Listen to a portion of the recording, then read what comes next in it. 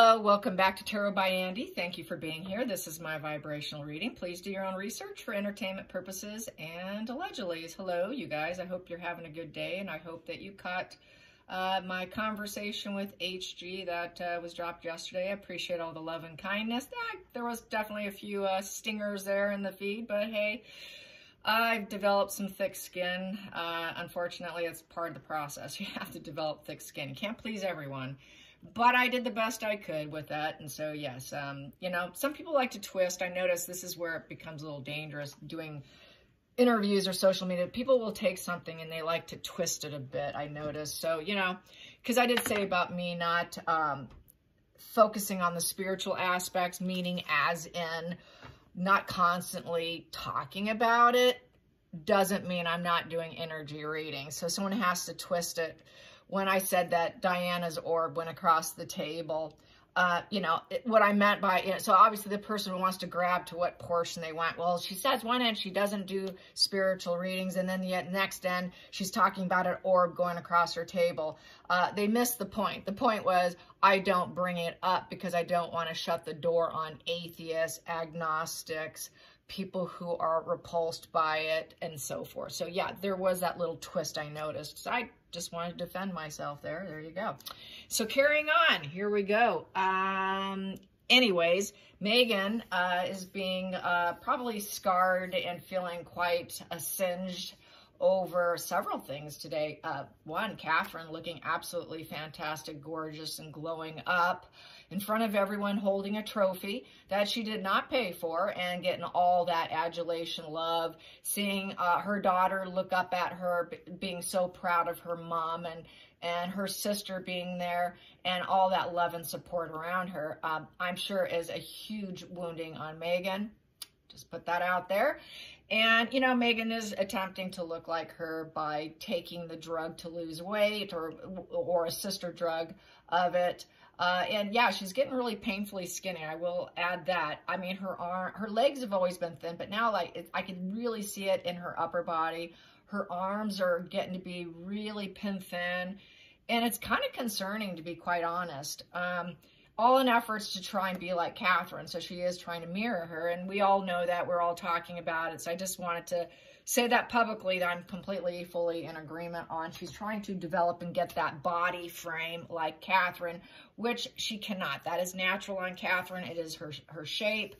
Meghan would have to starve herself to death to get that kind of waistline. It's just, you know, her bone structure just isn't that. She doesn't have that long, narrow waist. Meghan's shorter, more boxy. She'd have to really be anorexic to even get an image or some sort of visual illusion while wearing clothes, you know, just crazy, really. Anyways, what else? Meghan's consulting daily with her inner demons in her head. You know, that's her planning mode. And you can kind of tell, and I'm getting some of this information, obviously, from Cora, people who I follow that are psychopaths and narcissists. And they say that they say in the writings that you could tell when they're doing it because they're mumbling to themselves. So they do this little quiet mumbling. And that's when they're like really in scheming mode. And, you know, many of them are intelligent, not all of them, as we know, just the high functioning, super high functioning ones, but the intelligent ones really do get away with it far better. And what they do is, you know, they do laser focus on their victim, which I mentioned in the interview with Meghan grabbing Harry's head. Look at me, and his eyes were down, his head was down, but she really wanted to capture that eye contact with him.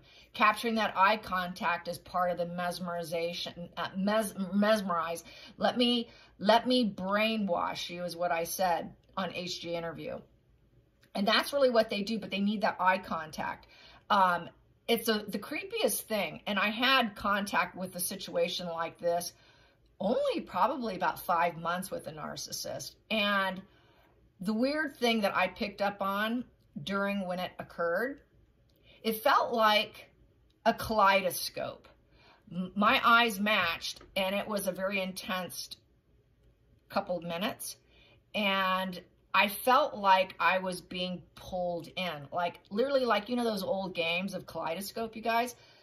I felt that. And I felt it one other time when I met a lady only briefly, and I'd never met her before, and we were having a conversation, we were eating together, and it was like I thought I was going to develop this new friendship, basically, I thought. But boy, she scared me. I pulled away from it completely because I got that feeling with that kaleidoscope thing, with that intensity in the eyes, and I felt this zoom, and I went, oh my, I instinctively knew that was parasitic. That is that, you know, they're coming to get you kind of thing. Just wanted to put that out there because I've never talked about that whole kaleidoscope vibe feeling. It is very, very real. That's when you know you're in trouble. I think the first time I got it, I was going back, talking about my own personal history here, was when I was a real estate agent. And I was doing an open house in Newport Beach, California. And it was a wealthy neighborhood and this guy came through the front door, and I'm by myself. I happened to have a first generation Motorola at the time, one of the very first Motorola flip phones. Very few people had them at the time, and I happened to have one. And this guy came in, he caught eyes, he looked at me, said, "Where's the bedrooms?" In that moment, the hair on the back of my neck stood up. I had that kaleidoscope feeling, and shock hit my body. I knew I'm in trouble here. My life's over. I thought my life is over. So I said, "Down the hall." I get on my phone. He didn't know I had a phone because nobody had flip phones. It was first generation. It was like they'd only been out a few months. That's how early it was, you guys. I get on this flip phone, and I pretended to be having a phone conversation with my boyfriend coming to pick me up. He was very wealthy. I mentioned that I dated an ultra. It was the ultra I was dating. Speaking of danger, I was dating one. I kind of knew something was a little off, but that he was on his way to pick me up with his driver, okay? That guy never made it through the front door, okay? He went out the back door. I never saw him run through the house again. That actually saved me, doing that maneuver. But I felt that kaleidoscope, that danger, that risk, and there it was. And so I've had many experiences, and, you know, being interviewed, I don't get the chance to be in control and actually get into it detail like I am here. So I just wanted to share that with you, that is something that you may have noticed in your past, and that is that feeling you get, is that kaleidoscope, and it's really bizarre. And that is where I think people think that they're psychic or something.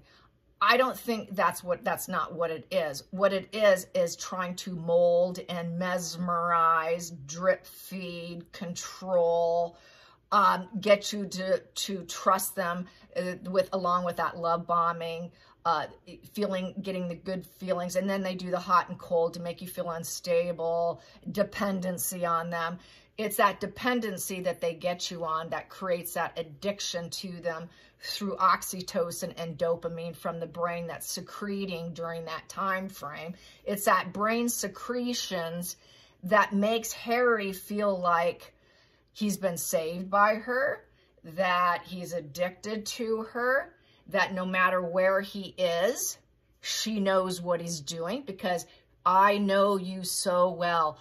I know you better than you know yourself. I know you more than anyone. You need to trust me and trust me only. It is a form of grooming, basically, through mesmerization, that mesmerized eye contact. So they can't control you truly from afar, but the victim's going to feel like they're being controlled from afar because they set it up that way. So that's what I wanted to say today about that. So Meghan thinks she can control the narrative of this show with her cooking. She would like to. She's really irritated at Southpark right now. I do think it has been dropped, and it's basically mocking her that she cannot cook. So I know she's throwing a major fit right now over Southpark. So that is what I want to read on, is how she's feeling. And, you know, I made a comment on X that she was on Good Morning America with Matt Lauer. And Matt Lauer, as we know, had some sexual issues, and he lost his job. He lost his position in life after years and years. Well, apparently, allegedly, entertainment purposes, she was in the room, his dressing room, and the door was closed. You get my drift, right?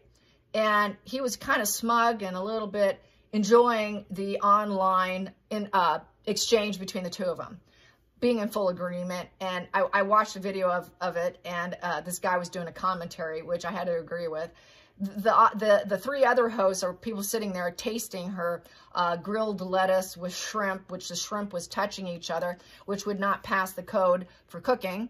And it just looked like some grilled mushy lettuce with some dressing and then some breadcrumbs. And then she said it was gluten-free, but yet she has breadcrumbs. And it just, you could tell they weren't really enjoying it. They were trying to say, oh, yes, it's delicious. And you could see the looks on their faces were like, ah. God, do I have to take another bite? So I thought that was quite funny and telling. She really doesn't. And she kind of looked kind of awkward, like she's stumbling through it a bit. But, you know, I don't think Southpark got all of it right. I don't think they included the door closed with Matt Lohr and what she was doing behind those closed doors. And it came out afterwards what Matt was doing when the door was closed. Everybody kind of knew what was going on when that door would be closed.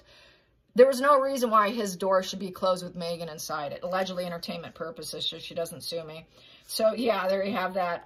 Yeah, and so it's just, you know, she's very repetitive in her behavior. You know, Meghan doesn't do long-term, really. She's good short-term. They love long-term relationships, by the way. And it's basically everything is trickery of the mind and conditioning is what they do. And she's now trying to do trickery of the mind and conditioning to Southpark, that what they're doing and saying about her is just so cruel to attack a woman. You're attacking a woman. See, anytime Meghan gets pushed back or attacked, automatically it's the female feminist card, I'm a woman, or because I'm black, or I'm biracial, or because I'm Nigerian, or because I'm going to be something else. So there you go. That was my rant for the day. So Southpark, how wounded is she? How wounded is she? Quite wounded, because it just keeps coming. One after another, after another, after another. And I'm getting ashes on my table. Not good. And it's a hot day outside, you guys. It's getting real roasty. So I hope wherever you're at, if it's super fiery hot like it is here, I hope you have air conditioning. Some people don't. I know my sister-in-law is struggling getting hers going. She just moved into a new house, and the AC is not working so well. And to make matters worse, family's coming in because my daughter's getting married on the 27th. So we're going to have some family filling our homes. And so, yeah, someone did ask, did the wedding happen yet? No, it hasn't. It's coming up. It's coming very close. And my daughter's being so calm, cool, and collected. She's not the bridezilla in the least bit. She's the opposite of bridezilla. She just is so laid back about it. It's a beautiful thing, really. I don't want to talk about too much more about it because I'm going to get emotional and cry. So here we go. Okay, Meghan. Meghan's catching more fire, and she doesn't like the fire. The kitchen's getting hot. Not only because she can't cook, nobody believes her. How's Meghan feeling? How's Meghan feeling? Well, backlash. I'm sure Southpark could care less. They like doing this to her. I don't know. I think, isn't Southpark, is it on HBO or something? I think I have it now because we got this little gadget thing for our TV. I don't watch TV. I don't watch videos very often, like I said to HG. But, you know, like I haven't watched TV in 5 weeks, you guys. I don't even turn on the news. That's how bad I am, or good, however you want to look at it. But, you know, it's been 5 weeks, and I finally turn on the TV in 5 weeks. So, believe me, I'm not a fan of being brainwashed by commercials, videos, getting other people's perceptions in my head that can affect my own work. So, yeah. And it happens to you, too. Your perceptions, your attitudes, your opinions are going to shift because someone told you. And that would actually include me as well. So, I'm not off the table on that as well, too. That's why we have to be very careful what we tune into, music and everything. It can really affect us in every way. It affects all our cells in our body and our nervous system. and mimicry. Even if you're not a narcissist or a psychopath, you're still going to mirror people you like or you don't like. You might pick up on that.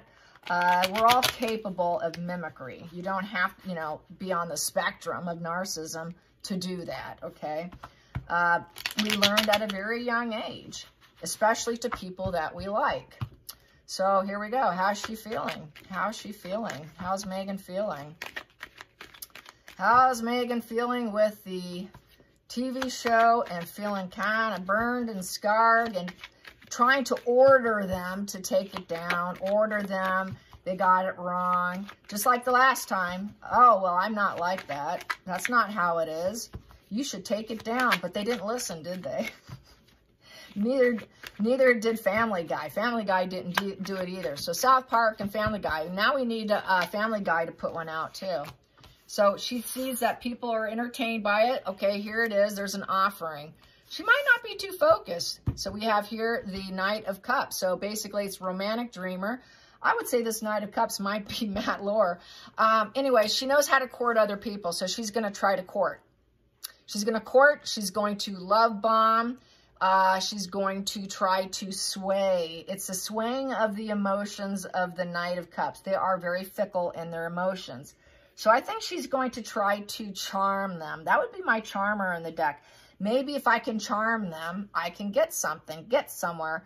Probably because force isn't working for her. So next up, she might try and find someone to charm within that area. Probably the creators, who both are married, by the way. But she's going to do some charming tactics. Okay, charm is it. Charm. And because she could barely cope with the Two of Pentacles. So that's, I can barely get by. I'm barely getting by, subconsciously driven and controlled by the fact that she's barely coping with bills too. She's barely coping at all. And I'm going to cut this deck now. So with the barrel, you know, just rubbing two pennies together, two nickels. That Two of Pentacles also is barely coping with her dualities, her partnerships, making decisions. Will they consider this if I say, hey, you know, can you like take that out, or can you sway this a little bit, make me look better? Because this just doesn't seem fair. You know, can you have a little diplomacy and consideration for me? I don't want to deal with the consequences of this, which would be in reverse.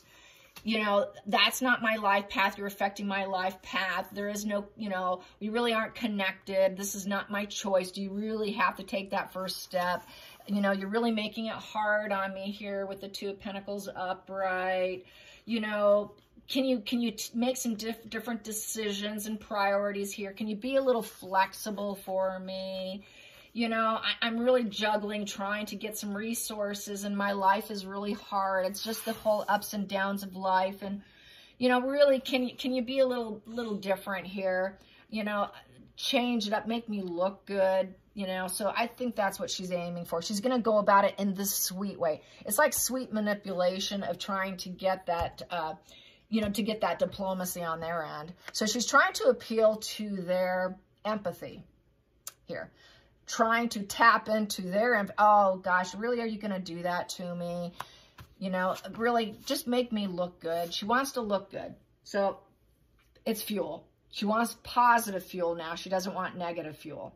Because, yeah, she can barely cope. Focal point, the royal family. She wants to be risen. She wants to be elevated. She wants to look like she's part of a family. That she's successful, that she's like Queen Elizabeth. The Hierophant is a Queen Elizabeth, giving advice. She says, like, well, I'm trying to elevate myself, and I'm trying to give advice because this is the guru, kind of the guru card here, the Hierophant, where people, in some decks, you'll actually see people bowing down at the foot of this person here. So she's like, I really am just trying. You're not helping me. Can you switch this up a bit with this Two of Pentacles? Just really, you know, I'm just trying to change my life from being a royal to this fickle moods of trying to be a winner and succeed. And it's just so hard. So it's feel pity for me, in essence. It's a pity play.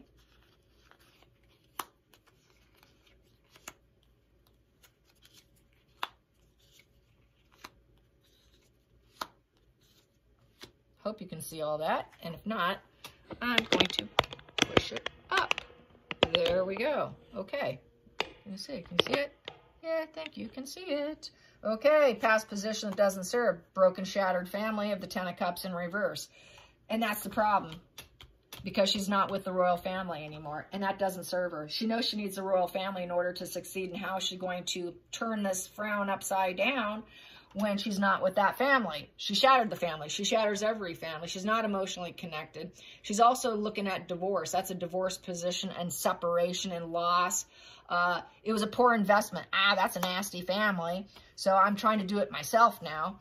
And please reconsider my fickle moods here and sway things so that I can look good and elevate myself, because I'm barely getting by here because that nasty family. So I would say she is shaming and trying to definitely employ the empathy on them and use the empathy to her advantage here.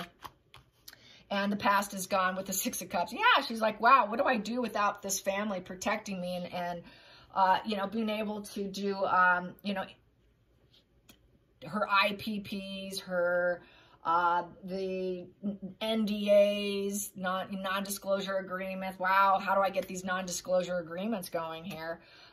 Is probably what she's wondering. She can't do that with a broadcast. She can't control a broadcast, and she really would like to. The past is gone because she's not in the family. And they know she's not welcome, so they feel free to do it. And she's like, well, please reconsider so I can look good. She really wants them to reconsider. And she's going to claim it's morally corrupt. Yep, that's what she said. And I can sue you. So first she's going to love bomb them, try to emotionally get them to do it her way. When the sweet route doesn't work, she's going the mean route. So she goes from sweet control, manipulation, to negative control. Okay, I didn't get what I want. Well, guess what? And it's also the divorce position. We've got divorce, separation, divorce, separation. Please have some compassion for me. Feelings in the situation. I'm just trying to start a business here. Yep, she's trying to appeal to the creators of the show, I feel, with this. And she also wants to rise up, and she wants to be respected. You can understand what business is like and try in the entertainment and being a, you know, so she's doing that whole thing. You know what it's really like, and how family isn't always supportive when you're trying to do something and elevate yourself. And they just, you know, it was the loyalty was there, but now that's gone. And there's just bittersweet feelings here. And I'm really struggling here. This just feels so wrong. They've never been fair to me. Please give me a little help here. I'm just really trying to elevate myself and leave the royals behind me with that lion. You know, I want the strength there. They're behind me now with that King of Wands upright. I'm trying to get some leadership and vision going. I am charismatic. I'm trying to move obstacles. Can you move that obstacle out of my way? Do you really have to put that obstacle in front of me? You can move that obstacle. So she love bombs. Please move the obstacle. Love bombs. You know, you can dominate this because they're ruthless and dominating the King of Wands. You can remove this, and you can do it and do it successfully. So will you please do it? If not, I'm going to sue you. So she's going to threaten it. She won't be able to do anything, but she can say something about that's just, you know how unfair that is. That's just a really negative cause and effect for Meghan is what it is. Meghan doesn't like the cause and effect of her previous behavior of shattering families and trying to become Queen Elizabeth and being bitter towards the family and bitter towards the emotional connections of the family and bitter towards Harry for getting the attention, positive attention from his family. So she had to shatter that, remove him. Sorry, that your loving family's gone, Harry. So this is back to what I was saying earlier about the mesmerizing and feeling like he's controlled even when he's not around her. And so she does all this immoral behavior in order to get people to do things according to her way. But they're saying no to her with the Ace of Pentacles in reverse. It's not going to elevate her. They see her as a bad apple, a bad egg. And also, where's your children? Are you even capable of caring? And we don't have a contract here, Meghan. I'm not moving anything. We don't have a contract or any agreement here. We're just doing a broadcast here. We really don't care if you like it, basically, because we're going to glow up. People are going to absolutely love what we did. The fact that you're not a family member anymore, and the fact that you're out of the royal family and that past is gone. We don't really care that you're just barely coping. And yeah, we're not paying you. No, we're not going to accept payment. They like to buy their way out. I think she would like to offer to buy her way out, but she doesn't have the money to pay her way out of it with that Ace of Pentacles in reverse. She's just basically lost a lot of money trying to buy people so that she doesn't look bad. So she looks glowing up so that people would love her. And she did this in the past, but it's not happening in the future. And she got it was like a storm warning with the Knight of Swords upright. She got the message, a forewarning of it coming, and that it was not going to waver. They were going through with it. We really don't care what you think. We're doing it. We don't care if you like it or not. We're doing it. And this is a message of caution to Meghan. Oh boy, how do I handle this? I'm really trying to succeed. And then we have here, she's in short communication still. She's still trying to talk to them. So she's not letting it go. Will you take it down? Now it's, can you take it down? Because it's like three little birds chirping, short communication of the Three of Pentacles. Please approve. I want approval. I need to elevate. Please approve of me saying, take it down, it's morally corrupt. And that's what some of the videos on YouTube about this video, this clip of Southpark is saying, is that it's cruel. It's unnecessary cruelty, saying that she can't cook. So she is still in communication. Please move the obstacle, and she's still in that communication mode. She's still pissing and moaning that it's morally corrupt and it's not doing me any benefits. And how am I supposed to get contracts? And then she's saying, you're greedy, you're greedy. You know, this is your, I'm losing here. You're giving me self-doubt. Inner critic is on fire. And that's the attention she's getting, is that she's morally corrupt. She's not a nice person. And that's the attention she's actually getting. And that's what people actually approve of for the show of Southpark. For Southpark, they approve of this. Southpark's like, oh yeah, we like this. We like this. This is going to get lots of views. We're going to get a ton of views because everybody loves this content. Everybody's going to be absolutely loving it so much that they're going to be sharing it about the ex-royal. And, but this would be Meghan saying, it's so wrong, you're hurting me. And still trying to get them to pick up the phone with the Three of Pentacles. So with the Three of Pentacles, she's really trying to put in effort. She's trying to use religion as a means to shame them, because the Three of Pentacles oftentimes has church windows, but not this particular card or this deck, but a lot of times there's church windows. And so she's trying to use the spiritual dimension thing. There goes that spiritual dimension when I was talking earlier, where, you know, I knew you were going to do this. I knew you were going to do this to me. So that's because she knows what her behavior creates. So she's going to try to say, well, I already knew you were going to do this. I already know how to gain recognition, and because I am talented, I am getting that talent, and I will get it, and I will. So she thinks, even though she's convincing them and she's telling them that she'll still succeed, even if they put it out there. But they know darn well that they were going to do it a long time ago. And then she's definitely using the spiritual dimension to shame them. Well, don't you have any morals? You know, it's morally corrupt. It's morally corrupt. Don't you have any morals, any spirituality here? You know how low vibe that is? You know, but she's the low vibe one. And this is her payment that she doesn't want, because the justice does play fair. And the justice is saying, well, you're getting what you deserve, which is you're not getting anything that you want. She's not going to get what she wants. She's just trying to get them to balance the scales of justice on her end and make her feel like, so that she has a chance at winning and elevating herself. But it's not going to happen, because she shatters everything she touches, and everything she touches turns into bitterness with the Six of Cups, and the past is gone. To everyone that was loyal to her, that tried to help elevate her, she's always trying to balance it in her favor with the justice. So, you know, basically it's a legal card. She's going through depression. She's going through divorce. She is facing separation. I really feel they're hammering it out quietly, but it hasn't come through. But when it does, everyone's going to see that she got dropped, she got dumped, and they don't want her. The whole family doesn't want her. Nobody wants her. And she's gunning for approval, social approval, spiritual approval,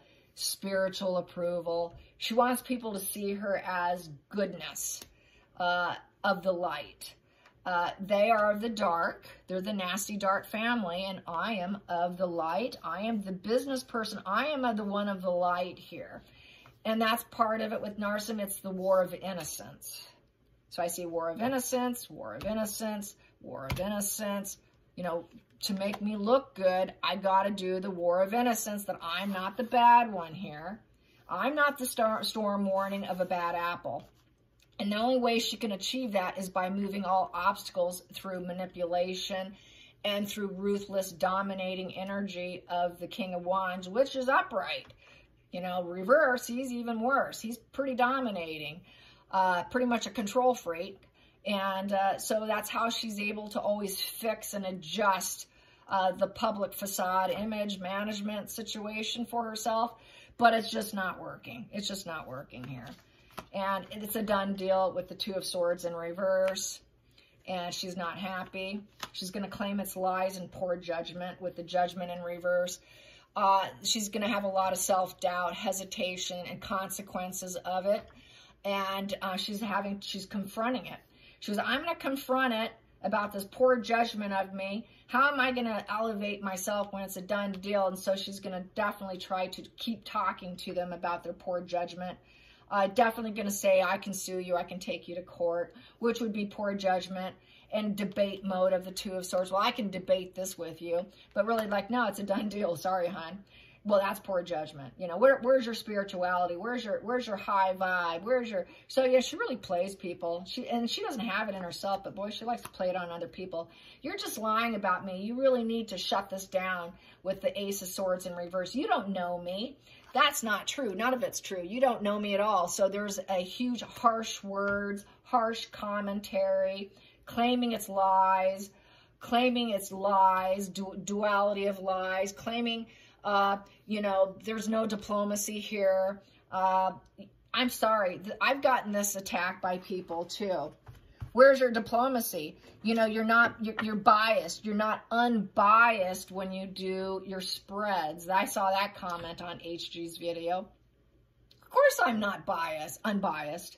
I am biased. I'm absolutely this way because I've been reading on her for 5 years. How can I possibly be unbiased after throwing thousands upon thousands of spreads on her? At this stage, it's impossible. It's absolutely impossible for me. They have enough information on her, and so does the world, so does the family. They do not have to be, you know, unbiased. Everybody's biased on her now. But she's going to claim everybody's lying about her, and then she's going to try to use spirituality and shame of poor judgment of others against her. So that's how I see it. I hope you enjoyed this. Till next time, like and subscribe. Bye, you guys.